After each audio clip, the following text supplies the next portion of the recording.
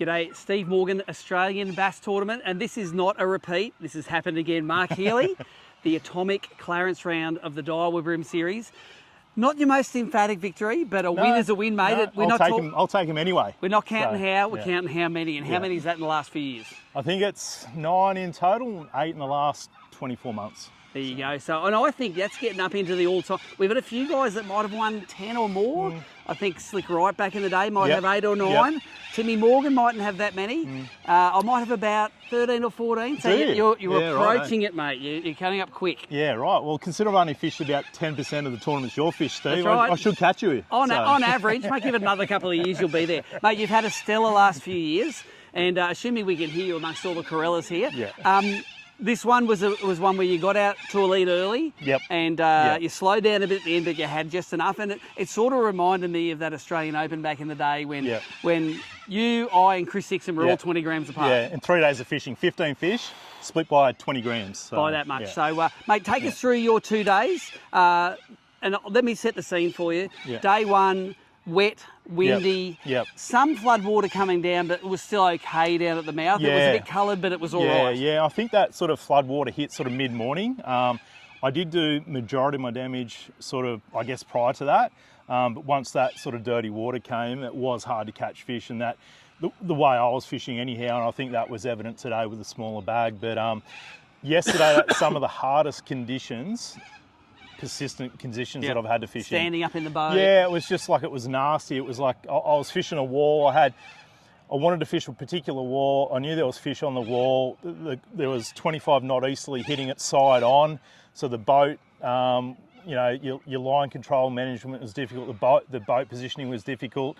I was joking last night. I reckon I got a bruised left eye from the rain. The rain hitting me, but I got to keep looking up there. I'm underarm casts and crankbait, not to throw it in the air. Not to throw it in the air because it's going to end up on the rocks. And then if you do, you can't get it off because you can't go in. And there was a lot going on yesterday, and it wasn't easy. And I think I persisted and I caught fish, and ultimately that's probably where it was enough to do the damage today. Like, it was enough to get me across the line for the 2 days. So a bit over 3.5 kilos on day one. So leading by, 100 grams over maybe it wasn't Joe a lot Darby? in it. I think, 200 grams 200? it was. So, yeah.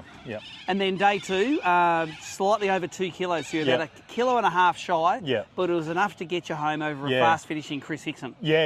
And like, I'm great mates with Chris, and he's one of the best adaptable fishos going around. Like, 100%. He can, if conditions change, he's got so much experience on water and so many different venues that he can make those subtle changes and still catch fish. And I think his bag went up there today. And I think Chris slowed down a lot.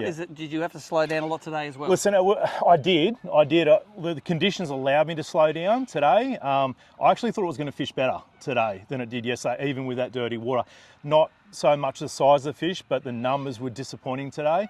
Ultimately, the size was too. And let's talk about numbers then. What, 10 fish, 15 fish? Oh, listen, yesterday I probably caught 20 to 30 fish, and 5 standout fish. It's always good when you don't have to over 30 centimetres. You're like, I'm taking a 26 out and I'm putting a 34 in. Like, that's easy. Proper upgrade. That's easy. So, and that's what you want.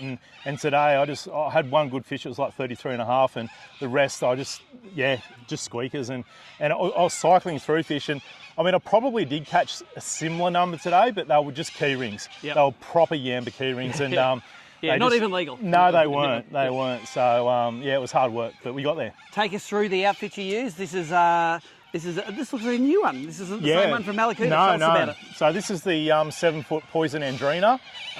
Really good crankbait rod. It's on a 2000 compact Stratic with 6-pound Kariki braid, 6-pound O'Shea leader. And that's really good. That's a lot stiffer than I normally crankbait with, that rod. It's fairly light in the end, so it does cast well. But, and this is your favourite crankbait on the end? It is, it works. So tell us about the hooks. What happened so never caught any mangrove jack before, but I have now.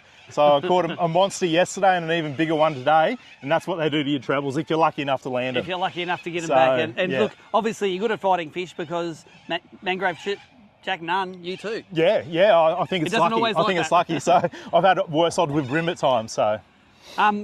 It's been a lot of wins for you. You're current Angler of the Year. You had, I think, 4 wins in last year's AOY. There's a hot group of guys chasing. Some of the Victorians actually fishing really well in this arena. And it's a credit to them. Mate, they came 4th, 5th and 6th in this event. So I think you have to keep the pedal to the gas down to maybe do it 2 times in a row. Is that your aim for this year? Oh, listen, it probably isn't my aim, but if it happens, I'll be more than happy to take it. You're not doing yourself any disservice at the moment. No, that's right. So, mate, awesome result again as usual. Anyone you want to thank?